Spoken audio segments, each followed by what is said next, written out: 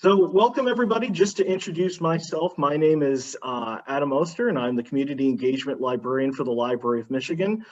This is the first of several presentations and online virtual components, part of our virtual family history series that the library is putting on.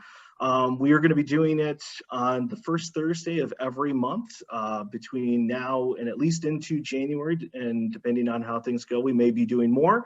But this is sort of our first test run with doing all of this. If you have any other have an interest in seeing the other sessions, you're welcome to hop on to michigan.gov/familyhistory and everything will be posted on there. Today, what we're going to be doing is we're going to be just giving a basic introduction for doing family history research, kind of a little bit about what's available at the Library of Michigan, the types of different documents and things to look for.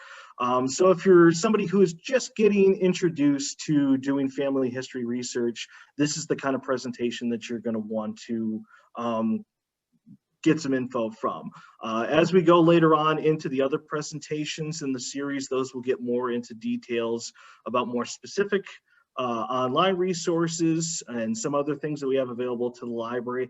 And they're also going to be offering what we're calling a study hall sessions. So those are where if you have questions, want to just kind of talk amongst other fellow researchers, throw things at us as staff from the Library of Michigan, something that's a little bit less formal and just allows people to do research with one another and ask questions. So just to get things going here, let's just briefly go over what is the Library of Michigan for those of you who might not be familiar with us. We are an institution created by the state of Michigan to collect, preserve, and provide access to the story of the state and to support libraries in their role as essential community anchors. We have been around since 1828. That's when the territorial government started the territorial library. And the Library of Michigan has been serving state government and the people of Michigan, much like how the Library of Congress works at the federal level. So we were initially the territorial library. Once we became a state in 1837, that's when we transitioned to being the state library. We moved from the original capital in Detroit to Lansing in 1847 and went through a number of different locations. Public Act 540 created the Library of Michigan. So that's where we transitioned from being the Michigan State Library to the Library of Michigan, kind of then sort of set up our entire organization a bit more modeled on the Library of Congress through that.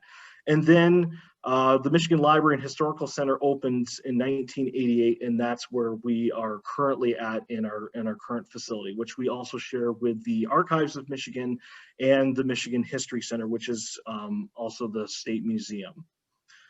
Few of the things that we have inside of our building and in our collections, this is just a picture of what the main sort of gallery of the library looks like. You can see that we are on floors 2 through 4 for collections, and then we also have administrative offices that are on the 5th floor. Right now we are not open to the public due to the COVID-19 restrictions on state of Michigan buildings, but we are hoping that sometime later this year that we will be back open to the public for researchers to access our physical materials. Any announcement about that will be put on our Facebook page, Twitter account, and website. So you can keep an eye out on there for those. As far as the different types of collections that we have at the Library of Michigan, we kind of break things down into a number of different main categories. We have our Michigan Documents collection, which has a variety of different material from different state and state agencies, which includes joint documents, the annual reports of departments, agencies, and commissions, the other compiled laws and rules.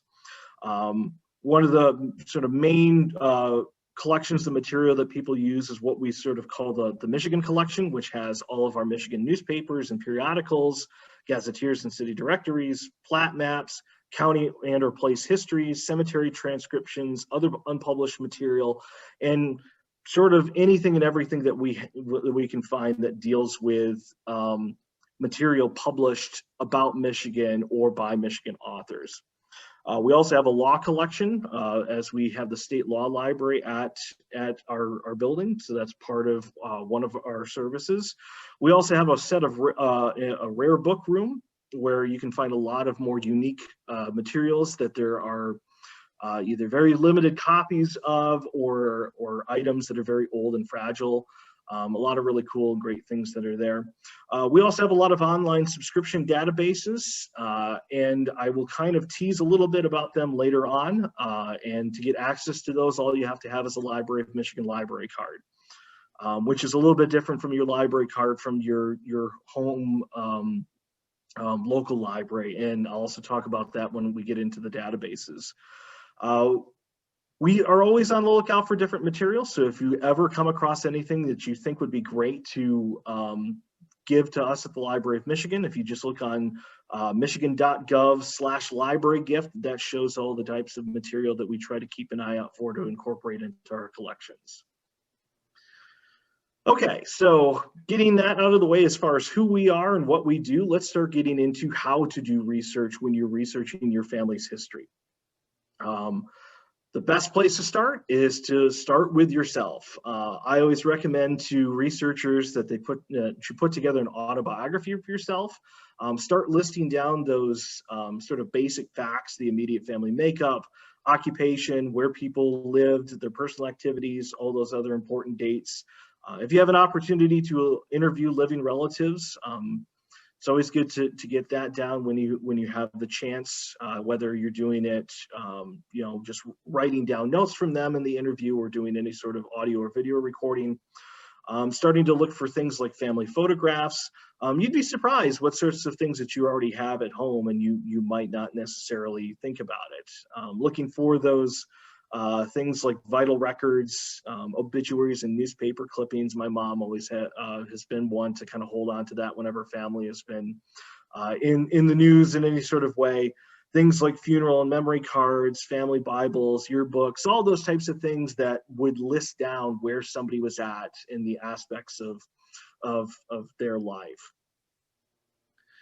Once you start getting those things collected, then you want to start looking into the different types of records that you may not necessarily know about or have to utilize either a library archives collection or an online database. So many of the things that we're going to be talking about, you would find on things like Ancestry, MyHeritage, many others. Some of them, they might not be digitized yet. So you may have to go the old-fashioned route of going to a library or a municipal place to get the record that you're looking for.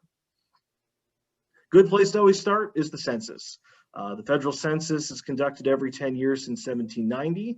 The manuscripts from between 1790 and 1940 are available to the public, except the ones from 1890, as a lot of those were destroyed due to a fire in 1921. In just a few more years, we'll be able to have access to the 1950 census, as that will be made available through the National Archives just, I believe, next year. And so it's important to note that census records and data specific to individual respondents are not made available to the public until 72 years after a given census is taken. That's for privacy concerns, making sure that people give accurate information when they're responding to the census. Other census records to look for that have been utilized in the past, we have our agricultural, the mortality census, industry, which is where we're looking at different businesses. So you can find everything from, like, if your family owned a farm and they're listed in the agricultural census, more information about like what sort of crops that they were cultivating, what types of animals that they had, and a wide range of other different things.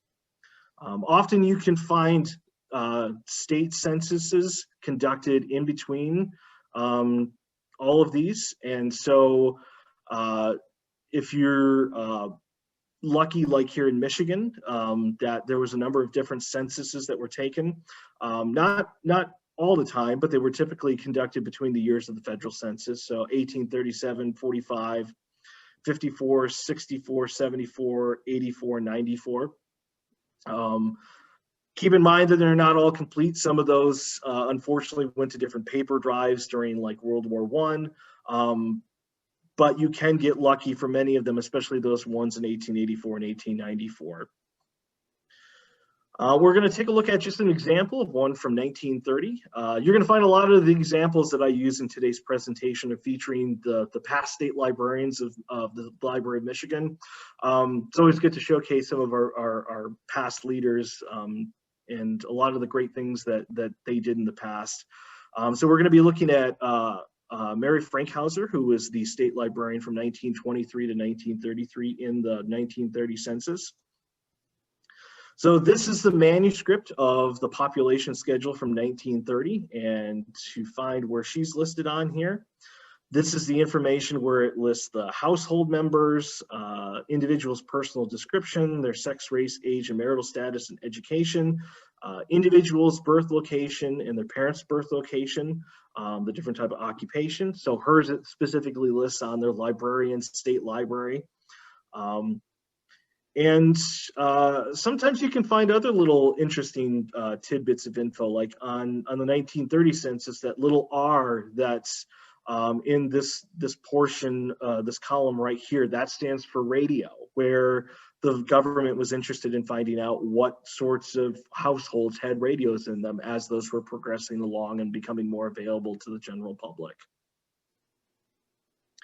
If you're looking to find more information as to what state census records exist and what are either for Michigan or for elsewhere, a good reference resource that I would recommend is the State Census Records by Ann Lanehart.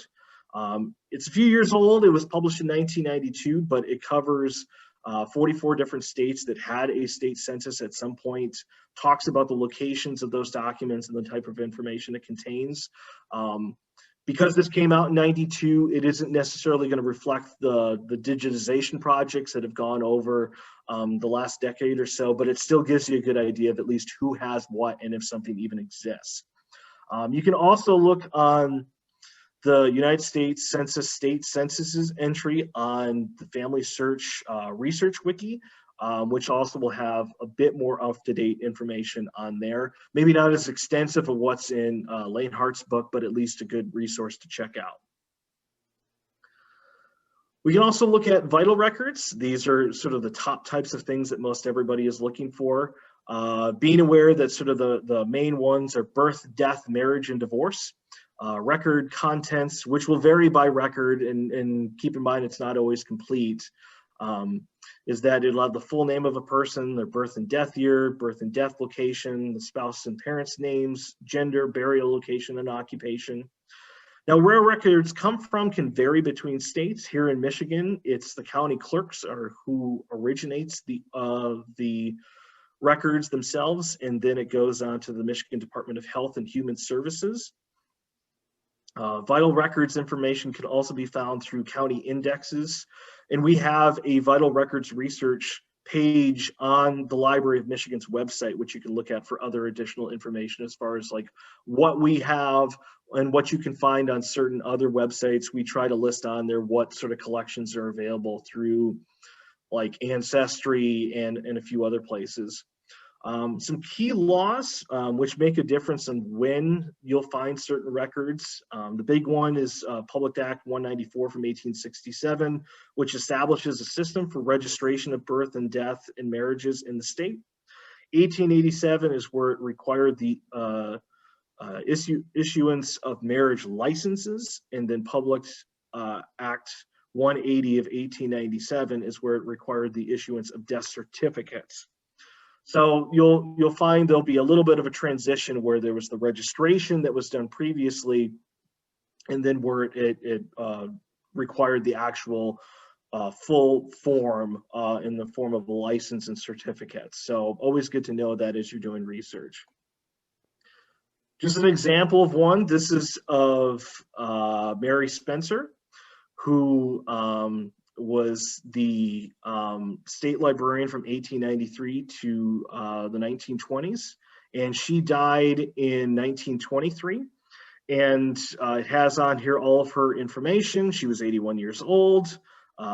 listed on there for her occupation as state librarian, born in Pontiac, her parents' names, cause of death, along with the ICD code, which stands for the International Classifications of Diseases. It's a good code to know about if you're having a hard time reading what the cause of death is. And she's buried in Highland Cemetery in Ypsilanti. So just one page, but quite a few information, quite a bit of information that's on here. As far as those county indexes, this is what an example of one of them is going to be. So we have on here the marriage returns for Mary Frankhauser and her husband, William. So this is from 1900 in Hillsdale County. And if we zoom in, they're on the bottom. A little bit more details here of what's listed. It's got their names, ages, race of the couple, birth locations, and occupation. So he was born in Ohio. She was born in Hillsdale. The parents' names, date and location of the marriage, which took place in Hillsdale, and the witnesses and individual who performed the marriage, all listed on there. Only 2 lines of information, but we still do get quite a bit of content in order to work through just with this little bit from the county index book. Newspapers and obituaries also provide quite a bit of content. They can report family information within the notices of births, marriages, and deaths, and other local news. May recount events in the life of local inhabitants and even when those events occurred elsewhere. So you may find it where that a newspaper, even though somebody has moved away, may mention something that has happened to them. So a good technique when doing any sort of research is to kind of look in the newspapers of where somebody used to be, if you're having a hard time tracking down any information of where they had ended up moving to. Lots of different things like news stories, legal notices, the personal columns, advertisements may have a wide range of different information, political and criminal activity, legal and domestic disputes, real estate, business, social, military service, missing persons, local disasters, epidemics, and other community milestones which affected the local population. So quite a bit of information that's listed in there. Just an example of one, this is a little bit more recent, but this is the obituary for the state librarian Lolita Fyan, who was a state librarian from 1941 to 1961. She lived from 1894 to 1990.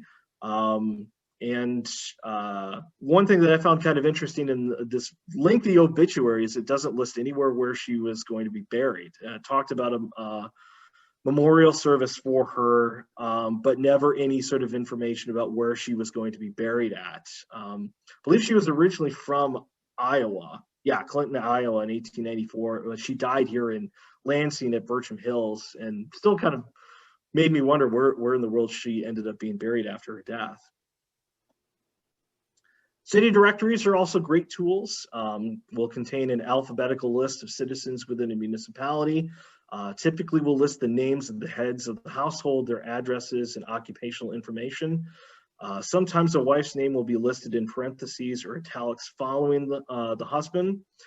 May also contain a business directory, street directory, government directory, and listings of town officials, schools, societies, churches, post offices, and other miscellaneous matters of general and local interest. So a lot of great things, and these were typically published either every year or every few years, so you can kind of track people over the course of time. A little bit like the census, but so you're going to have less overall content in here, but you can at least start developing patterns of where people are using the directories. Using Lolita Fyan as another example, this is the 1953 Polk city directory. So this would have been just a little bit over a decade after she became state librarian. It has both her and her husband, Clarence, listed in there. So he was doing real estate, and obviously her being a state librarian, and they were residing at 222 Center Lawn in East Lansing. So you can sometimes find other little tidbits of info in there too. Like if somebody has passed away and their spouse is still alive, it will then list the widow or widower in there. And something that I've used just in my own family's history is that I knew that after a certain point, my great-grandparents had gotten divorced, but I had a hard time figuring out exactly when it was. Well, using the city directory, I could find out when they split, because you found the names of the spouses all of a sudden changed and went to somebody else because they both eventually got remarried to somebody else afterwards. So using just the city directory, I was able to narrow that gap down from, you know, a large period of time to just a year or two.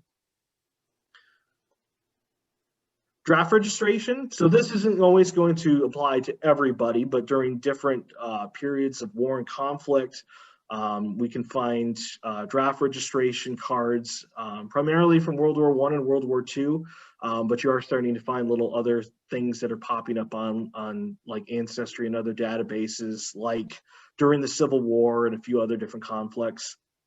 There is slight differences between the two of these, but you can, for overall, a lot of the commonalities between the two war draft registration cards is you're going to find the order and serial numbers that are assigned by the Selective Service System, the full name, date and place of birth, race, citizenship, occupation, personal description, and signature. So just using Clarence Fyan, the husband of State Librarian Lolita Fyan, we've got here for World War I, has his name and information on there, where he was living in Detroit at the time, born in Port Huron, working as looks like a engineering department for a Michigan State Telephone Company. Gets into a little bit of his physical description: tall and slender, gray eyes, light brown hair. Fair amount of information that maybe you might find, not find too many other places, especially the physical description part.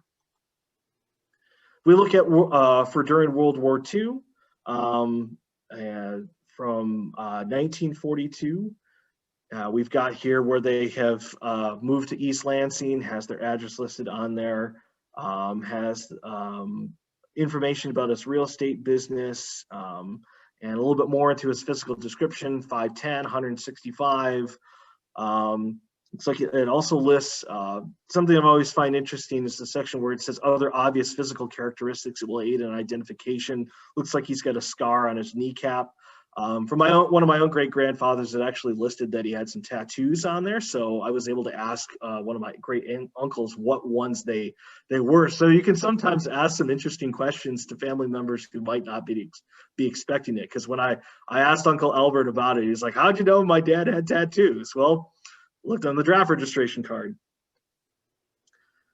Gravesites also provide a fair amount of information, depending on how much has been included on the stone itself. Certainly the big things like birth and death information, religious beliefs, depending on what different types of icon and emblems that they use on there, organization affiliations, if somebody was part of the fraternal group like the Masons or the Oddfellows, a lot of times you'll find some sort of emblem of that on there, or if it was the fraternal organization that provided the stone, like the Woodsmans of the world are certainly one example that do that. Military service, depending on which time period, either the style of the stone or the type of little markers that go in the ground next to the stone. These are some gravestone images of a few of the other state librarians. We've got on the top Margaret Custer Calhoun, who was a state librarian for just 2 years, 1891 through 1893. She was actually the sister of George Custer, and not too many people can list that on their gravestone. And then underneath, we've got the only husband and wife that were ever state librarians were the husband was first, and then after that, his wife took over. So Jesse Tenney was state librarian from 1859 to 1869. And then his wife, Harriet Tenney, who said a lot of different things in how we do a lot today with the state library. She was state librarian from 1869 to 1891. They're both buried in Mount Hope Cemetery here in Lansing. So not too much for their stones, but you'll find a lot of other cemetery stones that have quite a bit on them. Many today are including children's names and other different types of things. Now, if we could just be lucky where everybody just put their family tree on the back of their stone, and then we'll have everything for like 3 generations back. Other things that you can use that maybe you might not have a lot of information on a person, but you'll at least have an idea of where they were living and a bit more of the structure of everything at that time period. Plat maps are good. They're maps drawn to scale that show the division of a piece of land, typically subdivided by civil divisions, county, township, and section. We'll list the name of the landowner and the number of acres for each piece of property. May also include land masses like rivers and lakes, roads, railroad lines, and building locations. We're going to take a quick look here at the 1895 Standard Atlas of Ingham County, Michigan, looking at the section that's of downtown Lansing, because I find it really cool just if you look at what Lansing is now versus what it was 120 some years ago, it's a big difference. So this is pages 46 and 47 where we've got the Grand River right here. Got the state capitol right here, and nothing past it, nothing really else other than residential area for where the state complex is now. There's no baseball park. There's no new Meyer that's down on Michigan. A lot of things that aren't here, just sort of the smaller area of downtown Lansing, just in this sort of section right here in what's now Capitol in Washington. But things that even today, we've got the industrial school for boys, that if somebody was trying to research where a male ancestor of theirs happened to be, they could have been sent there, and knowing where it was at helps out with some of the greater context, especially because that entire complex is almost all gone. It's now residential areas. Also looking at city and county local histories. So many were published between 1850 through 1920 because there was just a lot of interest leading up to the U.S. Centennial in 1876 and soon after that of collecting all of this information of the original pioneers of people that were coming to portions of the East Coast, and as people started moving out here to places in the Midwest and elsewhere. You often find historical societies and other organizations still publishing them today, so it's still a constant thing to be on keep an eye out for. They can sometimes get up to several hundred pages long, include detailed accounts of individual cities, townships, and villages, as well as local businesses and organizations. If you're lucky, they'll have full-page portraits and biographical sketches of prominent and representative citizens of the city and county. Could be the only place that you find a picture of the ancestor that you're looking for. Going back to Margaret Custer Calhoun, she was listed in the 1891 Portrait and Biographical Album of Ingham and Livingston Counties. So got here where it actually does have an image of her and her signature on that page. And many of these that you can find digitized either through the University of Michigan. If you just do a Google search for Michigan County Histories, that's usually one of the first results that come up. Many others are available on the Hattie Trust website. But otherwise, you can find them at many different local libraries of the localities where they're from, or we have quite a large selection of them at the Library of Michigan. So once we reopen back up, you'll have access to them if you're able to travel here to visit us in Lansing. Just a few other pages that has her whole biography listed on there. She took up over almost half a page on, it looks like it's 285 and then 286. I haven't read through the whole portion of it, but something that with the Custer families, they're always going to be mentioning George Custer, that he gets a fair amount of information in almost every sort of biography about any of the family. So it's always interesting stuff to read that. So those are a lot of the different materials that you can get and look for when you're doing some initial research into your family history. I'm going to talk a little bit about some of our briefly about some of our databases and what's available on our website. But before I get into that, I just want to mention a couple slides on Library of Michigan library cards.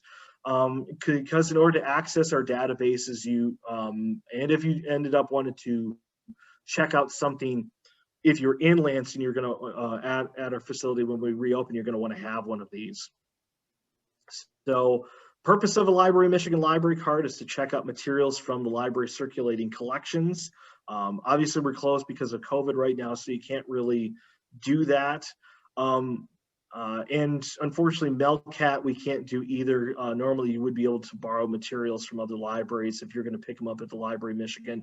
Melcat, outside of us and a few other locations, is available. So if there's other libraries out there that have a book, a county history book that circulates, you could always try getting it from there and then having it sent to your local home library. However, the big thing, especially for now, what we're pushing is that in order to access our specialized subscription databases from home, you're going to want a library card from us in order to get access to those. So you can apply online at michigan.gov/library card. The turnaround time can be a few days to maybe a week afterwards, depending on how many people are registering at any given time. Anybody in Michigan who is a resident can apply for one. If you're not a resident of Michigan, unfortunately, you can't. At least not at this time. But yeah, anybody who is a resident of the state can apply for one. And it's just good to reiterate that it doesn't act as a substitute card for your local public library card. So don't get rid of that. If you're from Sanilac or Ludington or any place else in Michigan, make sure you still keep your local public library card. And ours provides access to the services we offer from the Library of Michigan. So let's look just on some of our resources and a little bit on our website. If you're looking specifically for the family history databases that we offer through the Library of Michigan, there's two places that you can access them. If you go to michigan.gov/Library of Michigan, you can either click on the family history section under for the public, or you can click on online resources for library card holders. The big difference between the two is that we have all of our databases that are available for members of the public with library cards that can then access everything from that online resources portion. But then the ones that are specifically just for family history, we also have links to them under the family history section page. So then you have, if you're just looking specifically for those, that's where you can jump to on the portion of the website. A list of many of the ones that we have right now include the African American Biographical Database, Ancestry, Black Thought and Culture, Fold 3, Newspaper Archive, newspapers.com, a number of ProQuest ones, including Ethnic News Watch, a pretty large run of the Detroit Free Press, the Michigan Chronicle, and I'm missing a few others. We've recently just gotten access to the Sanborn Maps database, and we also have the Detroit News that we don't have the links up yet, but those are something that should be popping up just within the next few days. So we're really trying to get more and more available on there, and I know I'm probably missing a few others. So if you look on the family history page, you might see that it evolves a little bit more over time as we're able to get a few other ones on there. There are a few other family history databases that are through the Michigan ELibrary, mel.org, so mel.org. So if you go onto the MEL site and click on e-resources, that's where you can find the links to those. We've also put links to many of them on the Library of Michigan site itself, so that they're all sort of collated together. But if you are going on to MEL for other things, you might run across these on there too. So the big ones that are on there is Michigan History Magazine, which you can find a lot of information related to Michigan history and people. A number of the back issues are available on there. MyHeritage, which is a big database that a lot of libraries use, is also on there. And I also like to point out that our ebook collection through EBSCO, which has ebooks of a wide range of topics, but they're a number of published guides on family history research that might be useful. So it's good to just take a look on there, especially if you don't get a chance to go to a library on a regular basis, that you can find some ebooks through there. Some key sections on the library's website that are relevant to family history researchers. Certainly the homepage, we've got our catalog on there, which is called AnswerCat. And be aware that it will have records for 3 different institutions on there. Also the Library of Michigan, Michigan State University, and the Archives of Michigan. So you may see something on there and you're like, hey, I want to get that. Just be aware it might be that it's available through MSU or in the archives. So it's always good to read the fine print when you're looking at the catalog. Looking under family history, that's where the vital records research section is, that you can find more details related to vital records that are either available through our collections or elsewhere. There's also a cool little section that's called the Michigan Genealogy Research Network, which is for research, where there's different researchers and groups that are listed on it. So if you aren't necessarily able to get to the library when we're reopen, you might find some researchers on there that do perform research at the library that you can connect with. We don't endorse any of them, but it's just something that's available on there. The online resources for card holders, the government GovDocs information, what's available through the law library. A big thing is that Library Michigan newspapers section, that it lists the newspapers that we have on microfilm, other links to different websites that have digitized versions of them. And a good tool is the newspaper family history section, because newspapers are businesses and their names may change and they may get bought out. So it's a good tool to find out, say if you're looking for a newspaper that was in Sault Ste. Marie, if its name changed or if it ceased to exist, that'd be a good way to find out what time period it focused on. We also have a set of county guides and bibliographies and other guides to different published material done through the 1850s through the 1870s, and more information on our rare book room. So in fact, I'm just going to quick pop onto the website itself just to show you a couple of these things live.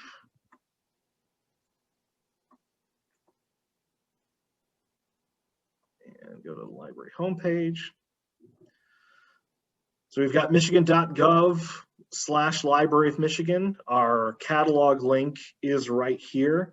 If you need to sign up for a library card, you'll want to go directly to our family history section. The links to those are right here. The drop-down menu under For the Public, if you click right here, that's where you can get to our family history page, the online resources for card holders. I'm going to click on Michigan newspapers just to show the family history section of it, because I think it's really good to know how that's broken down. It's broken down by city. So if we were going to be looking at, say, Ludington, we would click on L for Ludington and scroll down to Ludington. And it lists where we've got the Ludington Democrat, the Ludington Record Appeal, Ludington Sun News, also miscellaneous Ludington newspapers. If we're looking at the Democrat, we click on that, and it brings up a listing here of sort of the name and whether it was weekly or semi-weekly over the period of its history. And if we go to newspapers on microfilm, we're going to kind of change things up a little bit where we're doing it by county instead of by city. So if we were looking at Gratiot County, and it then lists, broken down by city, the different newspapers that we have on microfilm and the time frame in which we have them from. So we've got several thousand rolls of microfilm and of newspapers. So we're probably one of the best locations for Michigan newspapers on microfilm, if not the best. I think Clark at Central Michigan also, it gives you a good run for their money. But it's a great tool if you're doing any research in Michigan. And once we reopen, hopefully that's something we'll be able to get people in right away too. Just looking to see a few other things like Michigan materials. This is where we have some bibliographies on different topics, whether you're looking at like penal publications or other different published materials, government documents. The county guides, great tool to go to here, because if you're doing research on a specific county in Michigan, you're going to want to start here to see what it is that we have on a particular county, whether it's published books or other sorts of things. So if I click on Allegan, has a list of selected works, different types of newspapers, other different types of things like cemetery transcriptions, other directories, things like that, lists whether it's on microfilm or if it's in the flat files, that sort of thing. So a lot of good stuff there. I certainly encourage you to, if you're doing research on for ancestors in a specific Michigan county, I would say start with here before you start branching out into other different things. Okay. Just a few other additional resources and techniques. Anybody doing research in Michigan, I would recommend tracking down a copy of Michigan Genealogy Sources and Resources. It's an older book. The second edition of it came out a few years ago, but it's really good because it gives a lot of information on the records that are at state and regional level, county level, everything from vital records, court and land, and military records, newspapers, census records, the different types of institutions that have them, whether they're with us at the Library of Michigan, or if they're at Western Michigan University's archives, or the Bentley over at the University of Michigan, some of the UP institutions like Michigan Tech or elsewhere. Great source to look through if you're having a hard time tracking down some information. Hopefully another edition comes out sometime in the near future, but it's a great tool to look through. And just when you're doing your research itself, I think a great kind of mentality to get into as you're doing research is for each individual that you're working on researching, build a document chronology. It's a great way of taking all of your documents and records for a specific person and making them a list in a chronological order. It sort of acts as like a table of contents for your research. It makes it a lot easier to kind of keep things organized. When you've got this chronology put together, kind of break things down by the year, the location, address of the person if you can find that, occupation, document source. I put together a basic one for Lolita Fayan of some of the material that I've collected for some of the presentations that I've made. And so it has here where it's got it broken down where she was originally living in Iowa, where she was born in 1894. Her father worked for the federal government, so she ended up being in Washington, D.C. for a while. And then was back in Iowa, was in Michigan. I think one thing I don't have on here is that she went to college, I believe in Massachusetts, somewhere in that area. So you've got all the zigging and zagging of people going back and forth to different places. So using something like this kind of keeps it all and keeps your brain kind of in some sort of chronological order as you're looking at all these places that sometimes people go to. Or you might get the one family member that's lived and died in the same county their entire life. So, but still it's good to just organize it all. I think that's pretty much it for what I'm going to be speaking on formally. We've still got a few minutes left, so if anybody has any questions, you're more than welcome to unmute yourself, or if you want to put it in the chat box. I'm going to stop sharing my page here.